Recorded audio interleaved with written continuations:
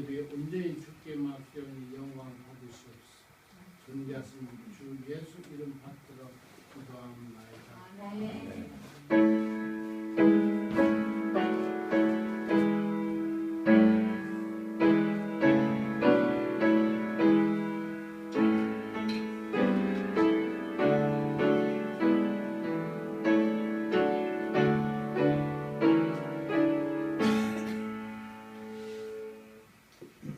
하나님 말씀 봅니다.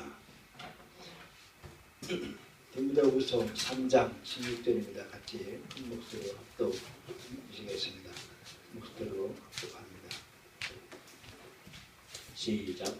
모든 성경은 하나님의 감동으로 된 것으로 교훈과 책망과 바르게 함과 위로 교육하기에 유익하니. 우리의 문제는 문제가 항상 있습니다. 우리의 문제는 언제나 하나님과 같이 되려고 하는 것이기 때문에 문제가 되었습니다. 내가 왕이 되려고 하는, 내가 하나님이 되려고 하는 것 때문에 문제가 있습니다. 즉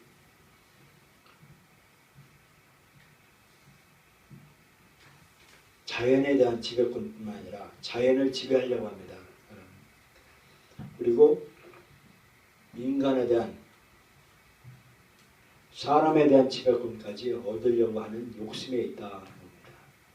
사람은 욕심 때문에 내가 하나님이 되려고 하고 자연을 내가 지배하려고 하고 사람을 지배하려고 하는 욕심 때문에 문제가 생깁니다. 그리고 하나님이 아니라 내가 모든 것을 판단하는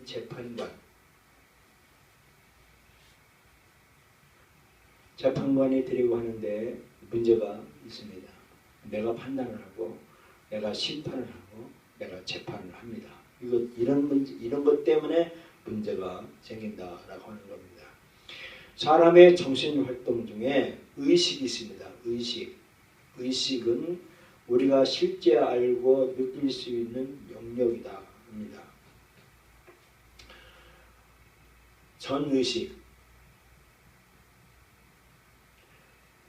의식전에 있는 전의식은 좀 더 큰 기억의 창고로서 언제든지 기억을 의식의 영역으로 불러올 수 있다 합니다. 마지막으로 무의식은 정신활동의 대부분을 차지하는 것으로 우리의 감춰진 영역이다 합니다. 이거 다시 쉽게 설명하면 이렇게 바닷물이 있습니다. 바닷물이 있어요. 바닷물인데 이렇게 바위 같은 게 있습니다. 이 바닷물 속에 있는 큰 바위 덩어리가 무의식입니다. 요 앞에 나와 있는 물 위에 있는 것이 요 부분이 의식입니다.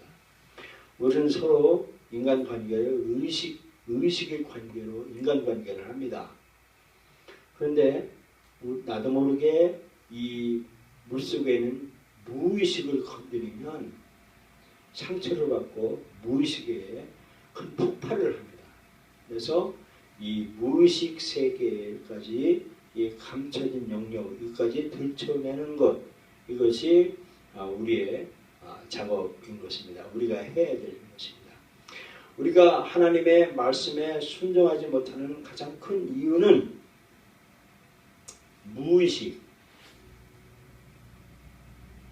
무의식 세계의 저항입니다. 즉, 이 물 속에 있는 이 무의식 이 문제가 크기 때문에 이 무의식 세계의 저항 때문에 하나님의 말씀에 순종하지 못하는 겁니다. 이것이 성화의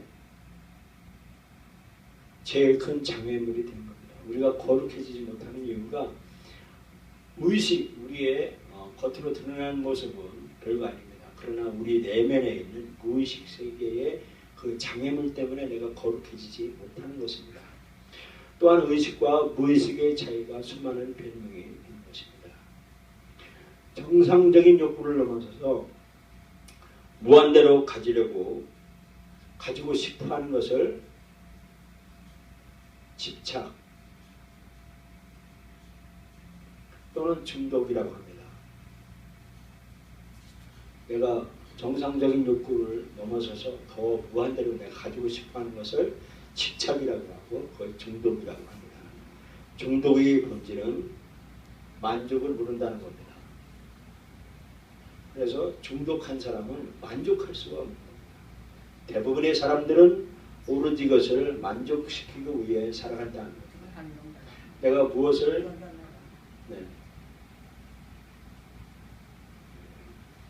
그래서 원하는 것이 무엇이든 우리는 영혼을 대가로 지불해야 한다는 겁니다. 돈을 무한대로 가지고 싶어하는 사람, 이것은 집착이라고 하는 겁니다. 이것도 중독이라고 합니다. 이것은 만족을 모른다는 겁니다. 그러면 그 돈 때문에 자기 영혼을 팔고 돈을 얻는 겁니다. 우리의 최고의 가치는 내 영혼입니다. 양심입니다. 이 양심을 저버리고, 세상 사람들은 우리 양심이라고 그러죠. 양심을 저버리면 쓰레기 인간밖에 되지 않습니다. 그런데 우리의 믿는 사람은 이 영혼이라고 그러죠. 영혼을 만족하지 못하는 무슨 집착하는 거, 예를 들면 애인에게 집착한다든지 또는 성 중독이라든지 알코올 이런 것에 집착하고 거기에 중독, 도박 이것에 집착하고 하면 그 도박을 만족을 모르기 때문에 계속하는 것, 이것은 자기 영혼을 팔고 그것을 얻으려고 하는 이것 때문에 이것을 영혼을 대가를 지불해야 된다는 것입니다. 우리 모두에게는 머릿속에 이건 이렇고 저건 저래야 된다는 사진 또는 그림이 들어있습니다. 내 머릿속에는 옛날에 찍어놓은 사진이 있습니다. 내 사진의 머리 두뇌에 내가 이건 이래야 된다고 하는 그 사진 픽처가 이 안에 들어가 있습니다. 그래서 이것은 머릿속에 있는 앨범으로서 우리 전생애를 지배하는 통제 시스템이 됩니다. 내 머릿속에 입력해놓은 그 사진이 그게 나를 통제하는 그 시스템이 됩니다. 나를 만들고 나를 통제합니다. 환경이 아무리 우리를 자극해도 우리는 그것을 꼭 해야 될 필요가 있는데 이유가 있을 때만 그 일을 하게 된다는 겁니다. 따라서 우리는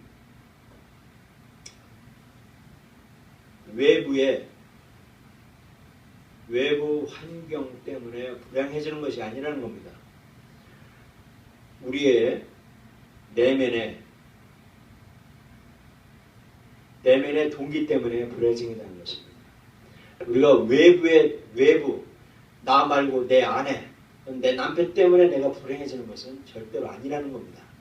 그건 외부의 환경이에요. 그것은 우리가 불행해지는 것은 내 내면의 동기, 즉 내가 옛날에 사진 찍어놓은 그림, 남편은 이래야 돼 라고 하는 내 머릿속에 있는 픽처, 옛날에 찍어놓은 그 사진의 그 통제 시스템 때문에 불행해진다라고 하는 것입니다. 외부 환경 때문이 아니라 내 내면의 무의식 세계, 내 통제에 있는 무의식 때문에 내가 불행해진다라고 하는 겁니다. 그럼 우리가 이 갈등을 하게 되죠, 인생에. 자, 좋은 사람 볼 때, 왜냐면 배우지 못하면 배워야 돼요. 죽을 때까지 배워야 되는데 배우지 못하면 바보가 돼요. 바보. 그리고 실패해요. 왜냐면 배워야 남져요. 배워야. 그렇기 때문에 배워야 됩니다. 인생은 배워야 되고 하나님 앞에 배워야 됩니다. 그렇기 때문에 우리 내면에 내가 왜 화를 내고 내가 왜 남을 다스리려고 조종하려고 하는 것은 외부 환경에 있는 것이 아니라 내 내면에 있는 거예요. 내면에 내 남편은 이래야 돼 라고 하는 옛날에 머리에 찍어놓은 그 사진 통제로 인해서 나는 지금 현재 있는 남편을 통제하려고 하고 그것 때문에 불행해집니다 라고 하는 겁니다. 자, 갈등이 있어요. 그래서 우리는 갈등을 조정을 해야 되는데 표면적 문제를 봅니다. 눈에 보이는 행동, 저 사람의 잘못된 옷차림을, 이게 갈등인 거예요. 잘못된 옷차림을 그것이 표면적으로 드러나요. 이것이 무의식에 있는 내 안에는 무의식에 그것이 드러나는 것이 옷차림으로 드러나요. 신발을 꺾어 신자. 뒤에 있는 신발을 꺾어 신자. 그 운동화를 이게 잘못된 무의식 세계에 그것이 펼쳐진다는 것이에요. 그리고 약속을 하죠. 약속을 저버립니다. 이게 옛날에 무의식 세계에 머리 벗어, 모자 벗어. 그리고 욕설을 하죠. 그 하나님께 영광 돌리는 거, 영광을 훼손하는 거. 이것이 표면적인 문제고 나를 드러내고 나를 자기 자랑하는 거. 그리고 정직하지 않고 거짓말하고 묵질하고 남을 존중하지 않고 부패하고 기피하고 좋지 않은 음악. 좋지 않은 음악이 이게 표면적인 문제. 이게 눈에 드러나는 행동이에요. 즉 무의식에서 의식으로 드러나는 행동이에요. 나쁜 순간 그리고 논쟁을 한다는 것이. 이 표면적인 원인이 있는데 그거 뭐냐면 왜 내가 잘못된 옷차림이 있냐면 열등감 때문이라는 거예요. 내면의 열등감 때문에 그 태도가 그렇게 나온다는 거예요. 잘못된 옷차림이 내 표면적 내면에 있는 것 때문인 것입니다. 단정하지 못하고 분노하는 거예요. 이건 내면의 분노이기 때문에 표면적으로 나타난다.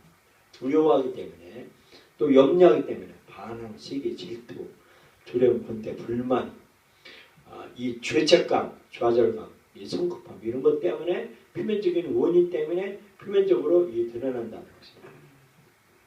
그러면 우리가 뭐 문제가 있는데 그게 뭐냐면 근본 문제가 뭐냐면 내 안에 원망의 쓴 뿌리가 있는 거예요.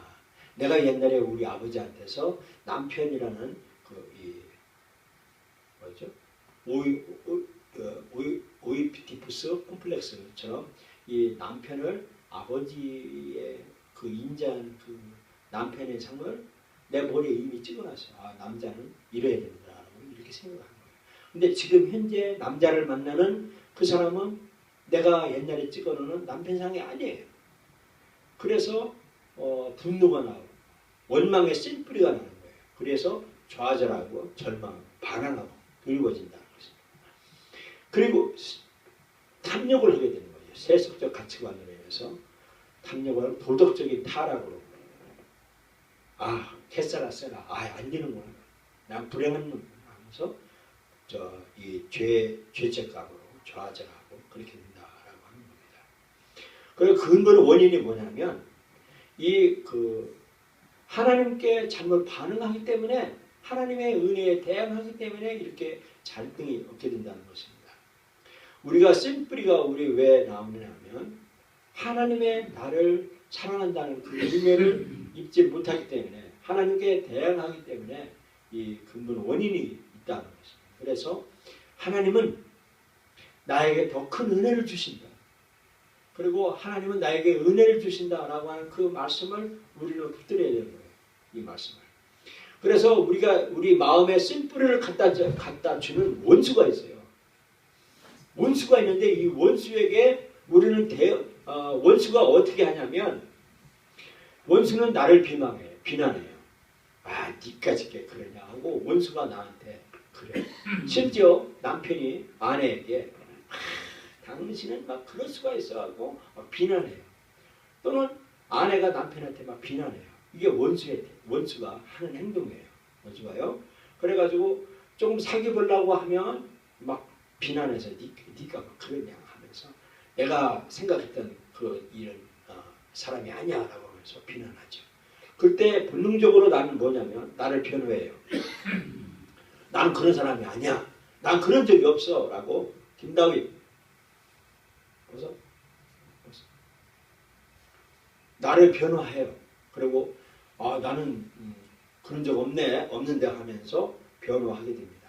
그런데 우리가 올바른 대응 방점이 뭐냐면 올바르게 내가 하나님 방법으로 대응하면 내가 그런가. 내가 정말 내가 비난받을 놈인가. 비난받을 일을 했는가라고 나의 잘못된 점을 발견하기 시작하는 거예요. 이게 올바른 방법이라는 것입니다. 그리고 또 하나는 원수는요 복수를 계획해요. 원수는 저분요. 나한테 아침밥을 잘못해줬지. 맛이 없겠지. 봐라. 내가 돈 벌어오나 하면서 이렇게 막 복수를 계획하죠. 그런데 복수를 계획하면 나는 본능적으로 뭐냐면 헐뜯어요. 그 사람을 헐뜯고 비난하죠. 그러는데 하나님의 올바른 하나님의 방법은 뭐냐면 그의 필요를 살피며 기다린다는 겁니다. 그 사람이 왜 나에게 복수를 하려고 했는가? 그 사람이 뭐가 필요한가? 그러면서 살피고 기다려야 된다라고 말씀해주고 있습니다. 갈라디아서 6장에 보면 형제들아 사람이 만일 무슨 범죄한 일이 드러나거든 신령한 너희는 온유한 심령으로 그러한 자를 바로잡고 네 자신을 보아봐. 너도 시험을 받을까 두려워하라. 너희가 짐을 서로 지라. 그리하여 그리스도의 법을 성취하라. 라고 했습니다. 이렇게 이렇게 대응해야 된다는 겁니다. 또 원수가 형통한 일이 있어요. 내가 저 사람을 이렇게 발로 찼더니 저 사람이 딴 데로 가다 더 잘 되더라. 아마 형통해요, 원수가. 그러면 우리는 그 형통을 시기해요. 그거는 뭐 일시적인 것이고 그거 뭐 잘 되는 거 못 봤어 하면서 시기 질투합니다. 근데 성경은 악인을 시기하지 말라. 그리고 또 악인을 부러워하지 말라라고 합니다. 근데 하나님의 방법은 뭐냐면 하나님의 선하심을 기뻐하는 거예요.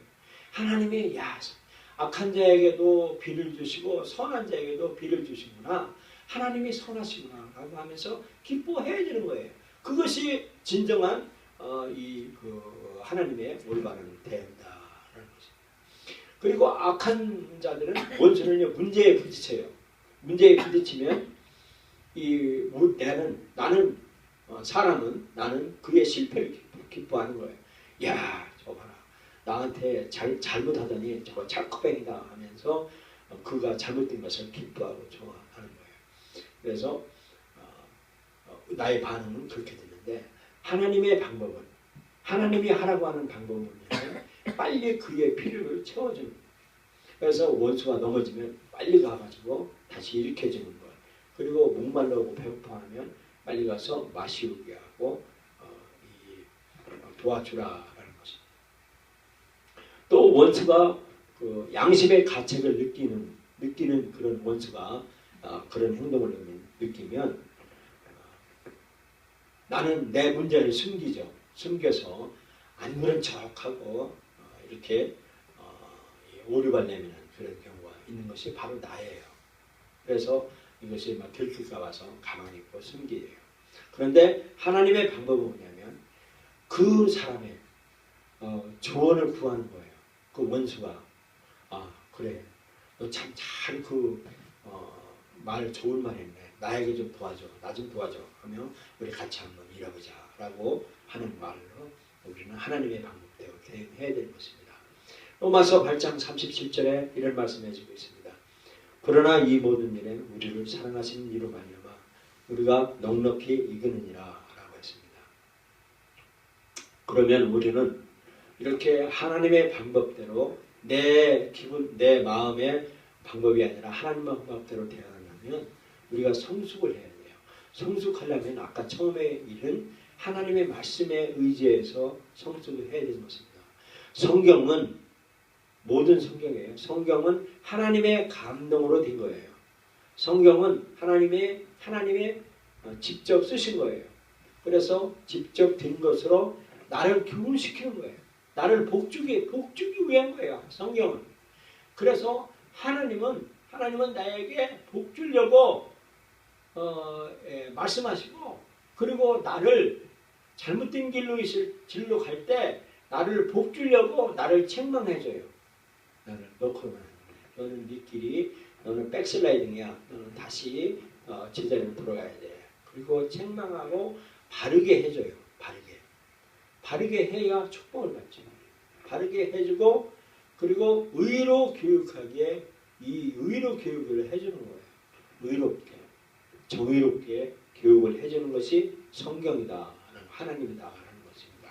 그것이 이 기본 우리가 성숙해지는 것입니다. 그것은 뭐냐면 이 성경에는 하나님이 나를 만드셨다. 이걸 발견해야 돼요. 나는 누구냐? 하나님이 나를 만드셨다라는 거예요. 하나님이 나를 용모양 욕구로 만들었다라고 인정을 해야 되는 거예요. 아, 왜 나를 이따위로 만들어서 말이야. 나를 이렇게 하고 말이야. 공부도 못하고 말이야. 이따위로 있는가. 아니에요. 하나님이 나를 용모양 욕구로 만드는 거예요. 나를 이렇게 만들어서 그리고 나에게 권유를 주셨어요. 권유.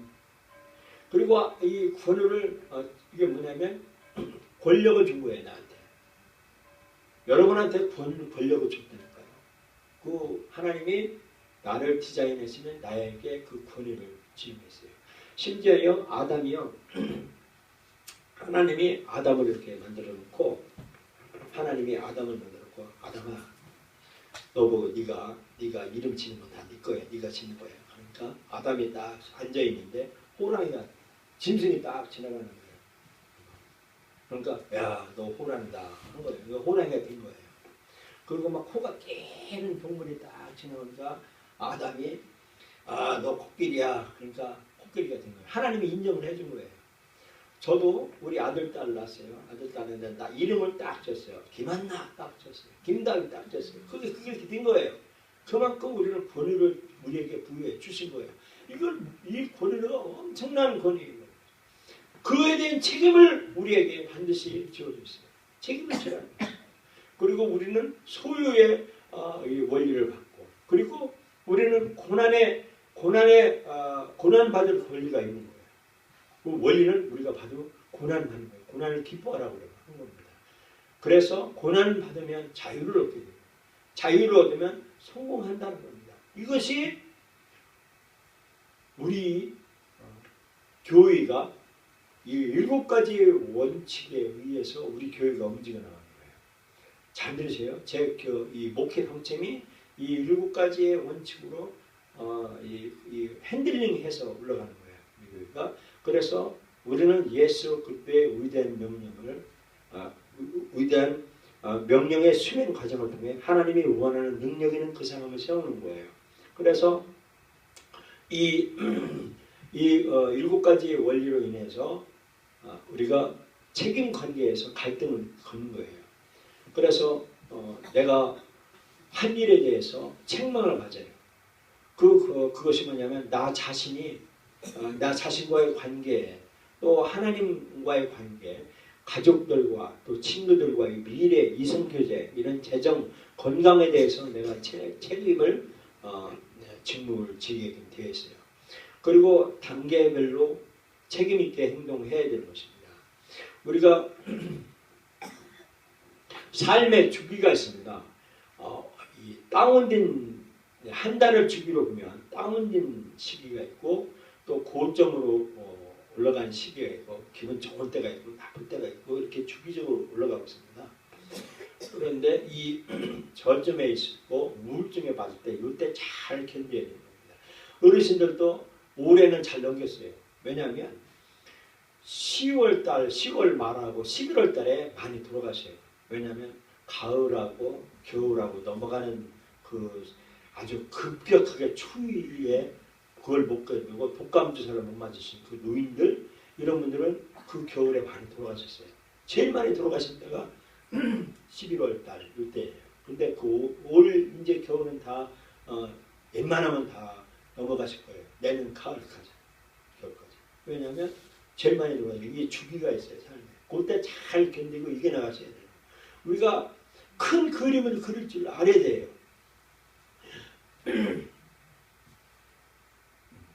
네, 제가 전에 하루에 한 권씩 책을 읽었다고 했습니다.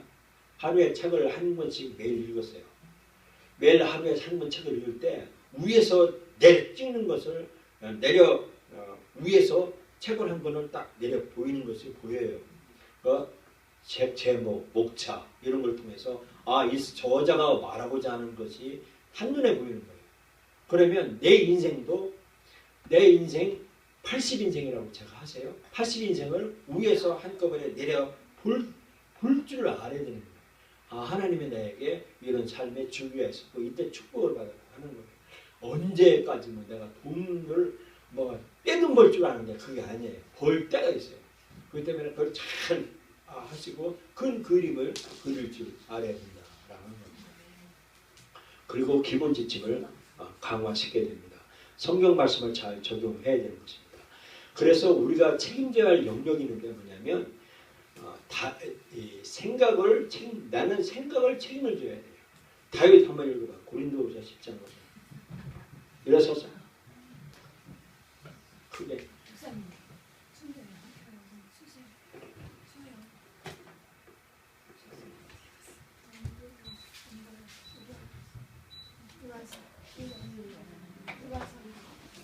모든 믿음을 비하여 하나님 아는 것을 대적하여 가진 것을 다 파하고 모든 생각을 서로 다가 그리스도에게 복종케 하니. 내가 책임져야 할 영역이 있는데 내 생각을 책임져야 돼요. 왜냐하면 하나님이 나에게 준 그 영혼, 이 영혼을 생각을 책임져야 돼요. 그래서 내 눈이 보는 것을 조심해, 내 마음이 가는 것을 조심해, 위에 계신 주께서 사랑스레 보시네, 내 눈이 보는 것을 조심해. 우리 어릴 때 그렇게 찬송을 불렀어요. 생각을 책임져야 돼. 내 생각. 그래서 어떻게 생각하느냐, 이 문제가 업코스, 펠로 업코스에 보면 하나님 말씀으로 묵상을 해야 돼요. 그래서 하나님 말씀을 늘 묵상을 해서 그 생각을 하나님의 말씀이 하나님의 통제하도록 묵상하고 뒤새김질로 하고 해야 돼요. 그래서 경건일기를 쓰고 해야 되는 것입니다. 또 말을 조심해야 돼요. 내가 말한 것에 대해서 책임을 져야 되는 것입니다. 저 시골에 있는 시골 이게 농사 짓는 사람, 그거는 이 나라를 위해서 필요하니 별로 생각 안 해. 그러나 대통령이나 이런 내각들이 말 한마디로 인해서 그 말이 책임을 져야 돼. 그리고 또 시골에 있는 그런 작부들 이런 분들도 또 그 작부의 세계에 말에 대한 책임을 져야 되는 거예요. 그래서 언제든지 내가 말한 것은 책임을 져야 돼요. 그리고 행동에 대해서 책임을 져야 돼요. 그래서 내 생각이 올바른가, 내 말이 올바른가, 내 행동이 올바른가, 또 내 태도에 대해서 책임을 져야 됩니다.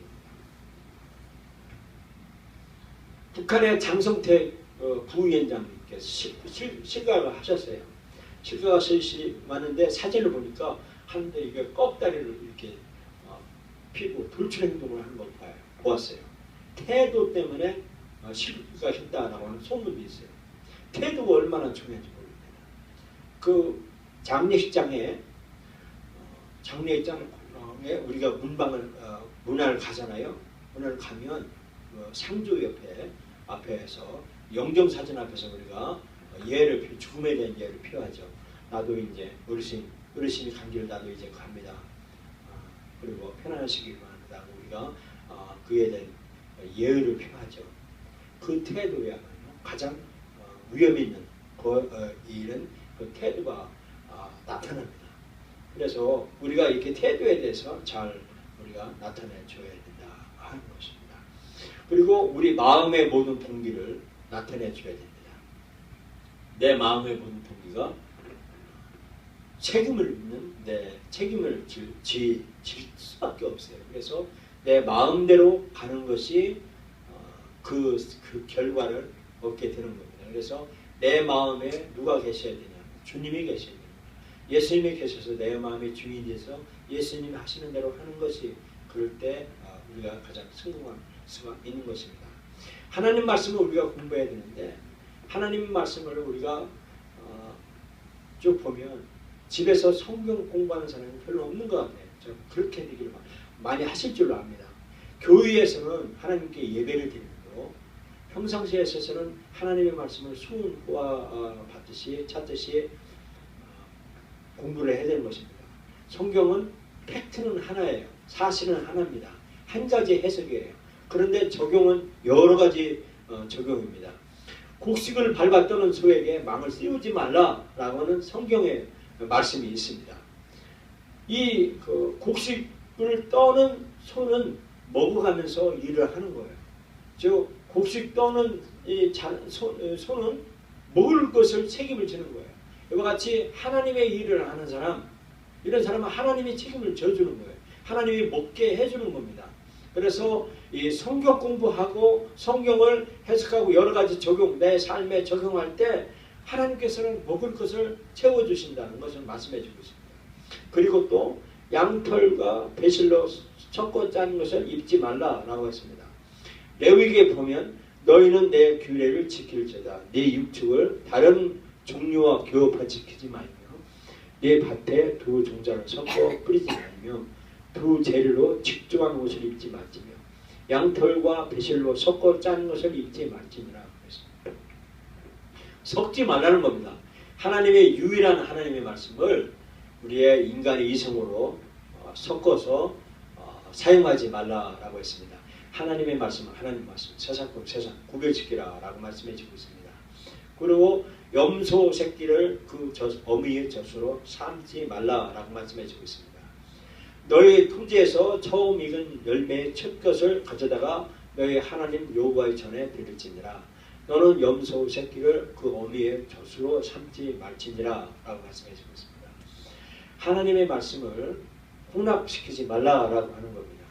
하나님의 말씀은 정확무한 나의 삶의 최고의 권위인 것입니다. 그래서 하나님 말씀이 내 복의 근원이에요. 성경 말씀이 나의 영혼의 양식인 거예요. 겁니다. 그래서 성경 말씀을 집에서 공부하십시오. 그래서 성경을 읽으십시오. 읽고 그것을 숨은 보화를 찾으십시오. 그래서 여러분과 제가 왜냐하면 성경의 복의 근원이라고 했어요. 나를 교훈시키고 책망시키고 바르게 하고 의로 교육하게 하는 것이 성경이라는 겁니다. 성경의 복의 근원이 되는 거예요. 그래서 성경 말씀을 가까이 하면 복을 받는 것은 당연합니다. 그래서 저 복을 받는 여러분과 저가 되기를 예수님의 이름으로 축원합니다. 아멘.